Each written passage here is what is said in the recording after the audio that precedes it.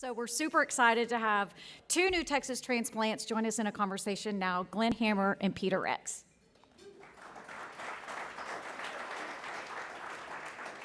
By the way, between the two of us now, we have almost 2 years of Texas experience.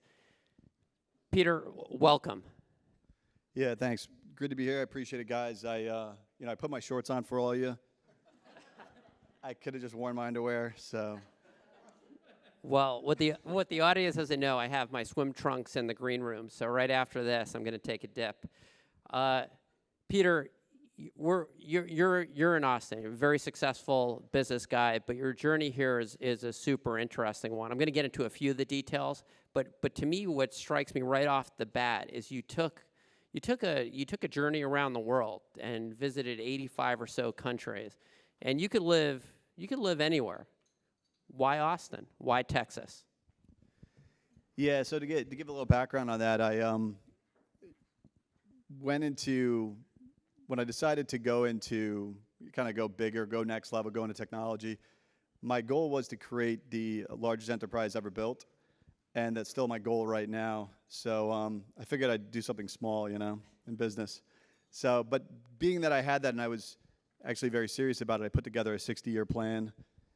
And I realized I was missing an understanding of, the global infrastructure from the ground up, an understanding on the ground level of different countries. I had, had like a JD from Harvard Law, I had like a CPA, so I understood accounting, finance, and a lot of other things. But there's things you just can't learn about from books. So I then went to 85 countries for this reason, had over 1,000 meetings. For anybody who thinks about that, you can realize it. And it was a year and a half outside the country with a wife and a baby. So. Now I got 4 babies and the first Texan as well. So I'm Irish Catholic, so you know how that works.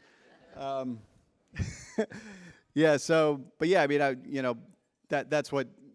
why I did that. And having done that, I'm also very familiar with the USA as well. I've been over to throughout most of the cities throughout the USA, and good ground up understanding of things. And I still am very bullish on the United States. I know that we're going through a lot of problems, largely due to what I call the Nazi left, but we don't got to get into that. I probably shouldn't even say that. But really, I call it the Nazi left as opposed to Nazi leftists as opposed to cool leftists, like cool liberals, Nazi libs. I look at them very differently.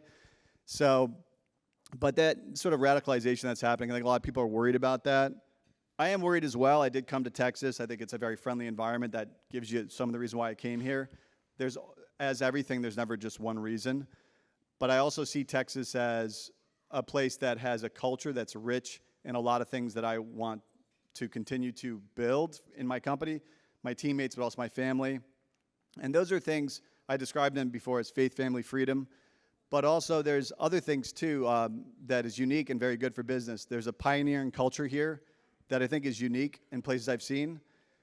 And it's a real thing. It's people came here and there wasn't really anything else here besides freedom and stuff, and they had to build to make it happen. And that's significant. It's almost, it speaks for itself, I think. But it's a real thing, and it's throughout all of Texas. And I've been throughout all of Texas. I've been to, Amarillo, Lubbock, you can name it. I've basically been there.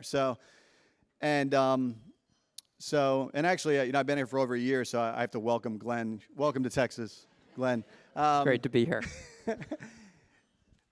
But so it has this pioneering culture. The other thing it has, because I'm building a technology company, so pioneering is great, right?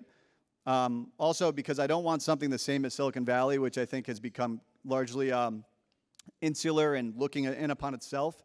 And they're losing a diversity of opinions and positions due to really woke bullying, is what I call it, sort of being a bully to other people who don't agree with you. And that's stifling ideas, and that's not good for innovation. But here in Texas, I think that there's a lot more of an open environment. I think for whatever reason, they have the perception of the opposite on the West Coast, but it's not true. And when I felt that on the ground up, I realized, like, man, these are kind of like my people for some reason, and it really works well for the business. So some of these things are decided emotionally, although when I write things or I explain them, I try to articulate, maybe it's not emotional, maybe it's intuition or gut. But there's the pioneering culture. The other thing is the engineering culture here is a real thing. Texans a lot of them is an engineering culture. They've built a lot of stuff here. Maybe it's the energy industry has caused this. Whatever it might be, and that's very good for technology long term as well. And since I'm thinking over long periods of time here, 60-year plan in 2014 I put together, and I'm still executing against that. It makes sense to pick an area where I can build on the right soil. So that's what brought me here. I'm going to ask you in a moment about the 30 and then the 60-year plan, because that's something I've never heard of. I put together a 90-day plan, but I think it's really good to think in that way. But we have an advantage over most of the people in this audience because our perspective, we've come from outside and we've been welcomed with open arms from Texans. But I want to just tell a quick story because I think it sort of captures what Texas in part is about. You think about during the Reagan years, he saw the United States of America as that shining city on the hill. I look at Texas as sort of that last bastion. And when I was applying for the job, the number of hopefully I'll have a job after today. They asked me a question. We'll see what else I have to say. Well, I could also light it up. So, I was asked, okay, you're from Arizona, you've got a wife and kids. Or is your wife going to? She's Israeli. Or is she going to come to Texas with the kids? I said, I don't know. I still don't know, by the way. She read a lot of Arizona Chamber of Commerce propaganda I put out over 14 years. But I said what I do know is that my in-laws are coming because my father-in-law is a small business developer in Los Angeles, and he has been beat over the head every which way by you could say the progressive left, if you want to be more polite. And he saw Texas as that final place where you can come. And they immediately did sell a place. So my in-laws will be here before my wife, which I look forward to. But I really think that spirit of Texas is something it's real to people outside of the state. And as I talk to people outside the state, and Peter, with your incredible reach, your national network, how have you found communicating the value proposition to Texas? That there is something really special here that does not exist anywhere else in the country.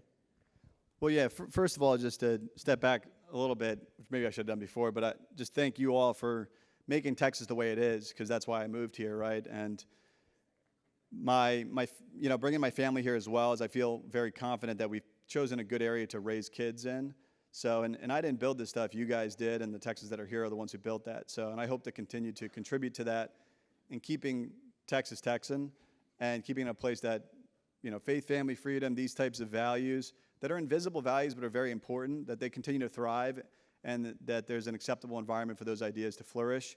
While at the same time, we don't do to others that have been done like in a negative way that's been done to us.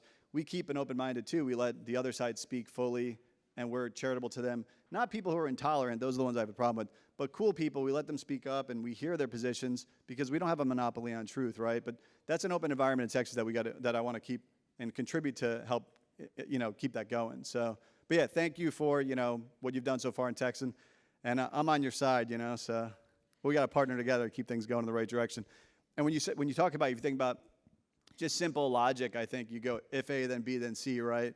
Well, if not C, then not A, this type of logic stuff. But if you just say, look, if Texas does fall, I do think it's probably the case that America falls, and if that's the case, then the free world does fall. And I think, I'm Irish Catholic, right? That means my ancestors came here because they wanted freedom. Because as Catholics, you don't have the freedom that you would if you didn't change your religion, right?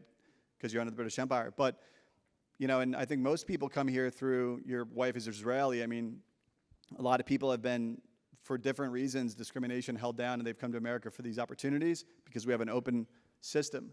And we've got to keep that open. We can't allow intolerance to creep its way in and start stifling voices and putting people down and stuff. So. And you can, love people with different opinions. When my wife became a citizen, the first thing she did, she flew to Arizona. And she will come here, by the way. So I know she has friends from Arizona, and I don't want to get into a lot of trouble. I have a senior in high school who has to finish up in Arizona. But I remember when she flew to Arizona, she was going to Berkeley, and, to hug me, I'm a Democrat. She just voted as a Democrat. I think she changed because I gave her a tremendous amount of Newt Gingrich literature. But it's the importance of keeping an open mind, because we were talking before about innovation. For innovation, you want people to think creatively. That uniform thinking that's going on in Seattle and Berkeley and San Francisco, isn't that going to limit the United States in our ability to continue to be the top country in the world? Yeah, definitely. And I think, there's a little danger of that in Austin, that it goes that direction. I mean, they tend to they imitate the wrong things. What made Silicon Valley excellent and what made it flourish and stuff was an openness culture, actually.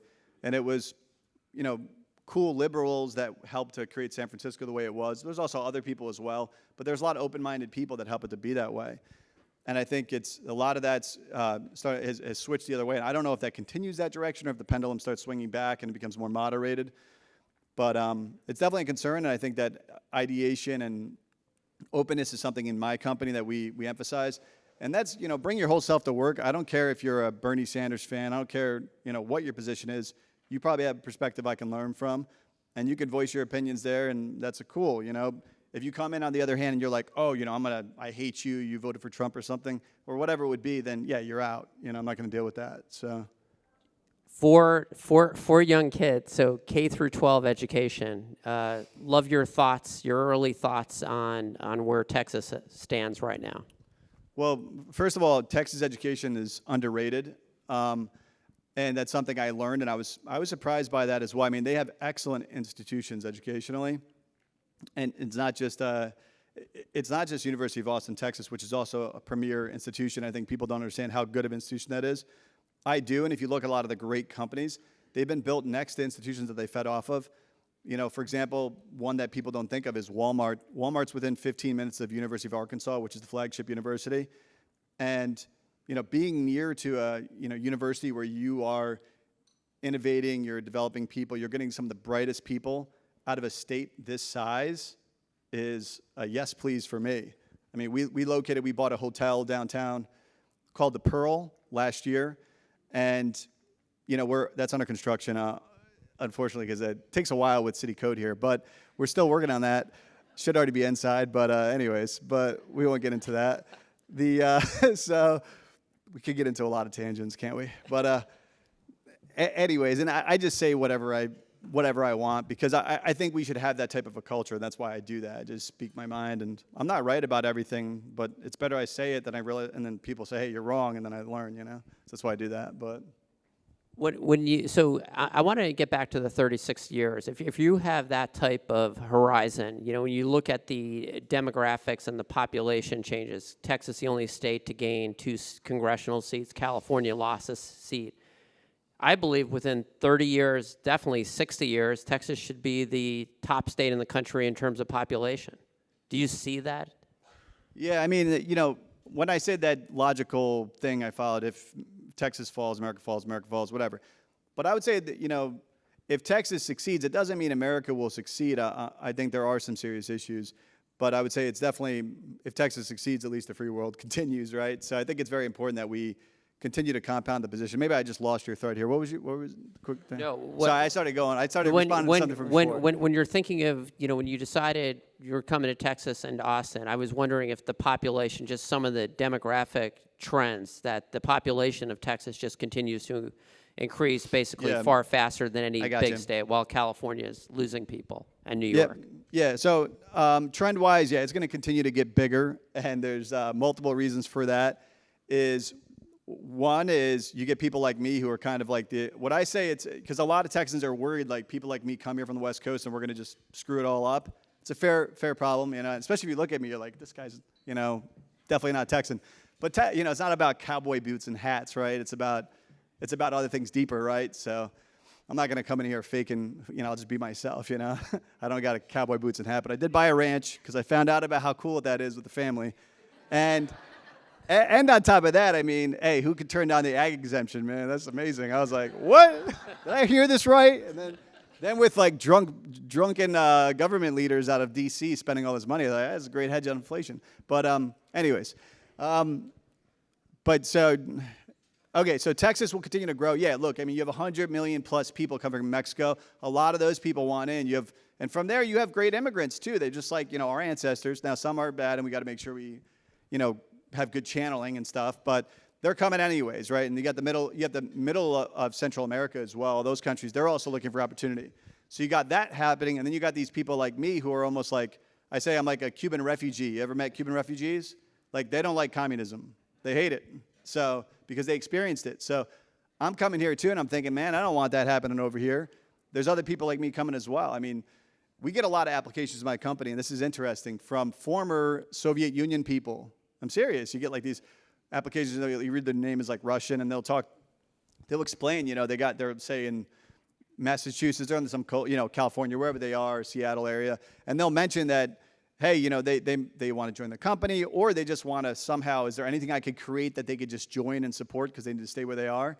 It's interesting. We've had a number of conversations like this. So I think it's more than just, just a few instances. It's a number of them. And anyways, these types of people are also moving here. So I think, not to say that we don't have to worry, that you don't have to worry about, this going sideways here. You do. You can't take things for granted.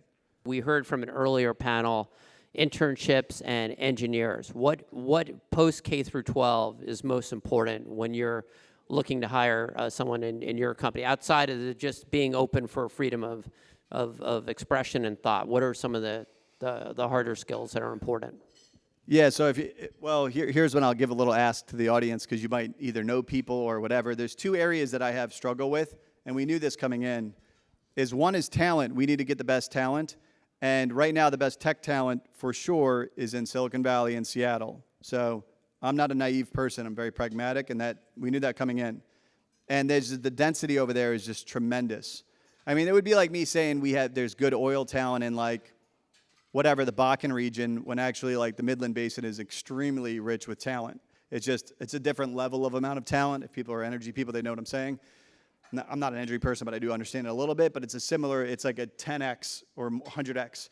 But that is not fixed. That can change. But it still is, in the short term, a barrier. We're looking for great talent. If you know anybody, we are hiring, and we're trying to get premier people in. And we want to get them, both young as well, but also more experienced. The young ones we can cultivate and grow, but we do need some mid-level leadership, senior leadership here and there that can help cultivate people.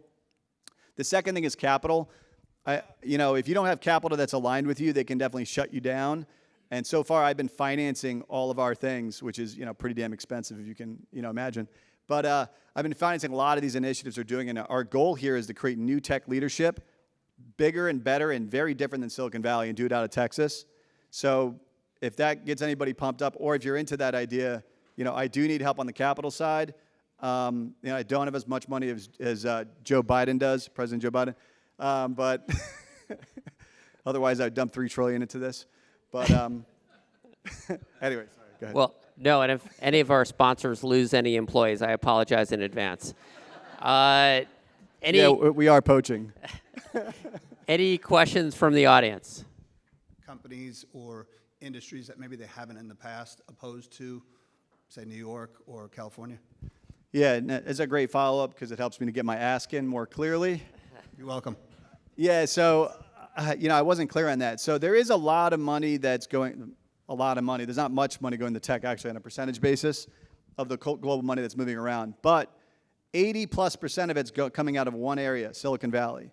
That's what I'm talking about, and that's global capital. They might even be higher than 80%. Someone told me 90%. They corrected me on it. But I say 80, so I'm a little, give myself a little margin of safety on that. But, yeah, and the problem there is, and we're open to taking capital from that possibly, but is people don't like to have their system disrupted when they have basically a monopoly on the system. But the problem is the larger issue, the reason why I want new tech leadership out of here is that we need to have a diversity of even tech here because they're controlling so much of the communication system. If you think about it, all the emerging communication systems are controlled in 20 miles by 20 miles or something. It's really small in the world. And that's not good, especially if that group of people becomes less diverse in their opinions, becomes a little bit more radicalized, which is what's happening. And then also Seattle has a lot of control as well. Not quite as much as Silicon Valley, but anyways. But yeah, so I think we need money that goes into tech. So you got to let you guys understand energy. So I'll give you if you understand energy, I'll give you a quick analogy. It's like wildcatting with tech, okay? But not as risky. Wildcatting's 1 out of 19, I think, hits. I just know this randomly, but in tech, it's like 2 or 3 out of 10. It doesn't need to be that way, actually. Recent technologies in wildcatting has brought that into much lower. I don't even know. And now with fracking, I think they just know where the oil is now, basically. But anyways, the bottom line, even then though, you have you put a lot of capital and then you wait, and it has what they call a long tail, and that means it hits later. So it could be, you look at Palantir, it was started in 2003, I think, so it's 17, 18 years later, but when it hits, it hits. It just takes a while. But so people need to have a different mentality. This is not a bond. You don't get it's not a piece of real estate. You get an ongoing residual, and you could, think about, it's actually the opposite end of an investment to that. But I wouldn't think about it in your brain as, oh, it's so risky. No, the people in Silicon Valley are not smarter than all of you. They just understand the game. And what I just explained to you is basically how to understand it. Please, Linda. Verizon are starting to work with community colleges to get post-degree. So you take somebody, which just in community colleges, we have 750,000 students across Texas. Take someone post-degree, and if we know the specialty areas you're trying to train, with Intel, it's AI, with Amazon, it's cloud services, with Houston Forensics, it's a CSI, post-biology degree. We certainly want to be and are in the tech world, so don't discount that too. Okay? Yeah, so interesting point I'll make is I did go to Harvard Law School, but I will point out I was the only one there, I bet you, I don't know this for a fact, but I bet you it's the case, that went to community college, and that's where I started. So Dutchess Community College in upstate New York is where I started. And I think, look, talent is everywhere, right? Advice, directional, you don't know where you're going when you're young. You could be, a lot of balls, not so brainy at that point, but, you're really going to push through, and you don't want to underestimate anybody. And coming to community college, you could get some amazing talent, and they're not going to have that ego with them, right? They're going to be like, in fact, a chip on their shoulder. They're going to want to prove themselves. So I'm definitely open to that. And we have some, there could be some ideas there as well, so maybe we should connect you with somebody from our company on some things that we're doing on the technology side. But Great question, Linda, and a great answer, Peter. Well, there's a time sign up here, but we're going to keep going. Just 30. I've taken this whole thing over, man. Hey, everything's canceled. We're going to just go for the whole, we're just answer questions. We're going to talk about things that are controversial that I'm not supposed to mention. But, no, I'm kidding. I'm going to let you take it home on this, because I'm pretty sure it's going to be positive. 30 seconds. Leaving Seattle for Texas, great op-ed, great piece in the Wall Street Journal. You're more bullish on Texas a year or so after writing it? Yes, definitely. And the Texas Heartbeat bill, I don't know about the details of what went into that, but big picture, I like it a lot. I think it's a huge step forward for mankind, for humanity. And when these things always happen, they're always very controversial, but I'm a big fan of it. And some people, I'm sure, hate this, and they probably disagree with me. Maybe they'll hate me now, but whatever. I think it's great, and I thought, man, I'm in the right spot, a place that's willing to protect the most unprotected person, and that's a good thing. So, anyways, I thought that was a breath of fresh air when I saw that come through. So that's one thing that I'd say confirmed it. I do have a shirt, which I'll finish up with this, and that says, "Make Austin Texan again." And then I got this. Well, we'll be selling T-shirts right outside to help fundraise for Texas Association of Business. Peter Rex, thank you for being here, and thanks for welcoming the new guy. Yeah, and thank you guys. Appreciate it. Thank you very much for welcoming my family. So.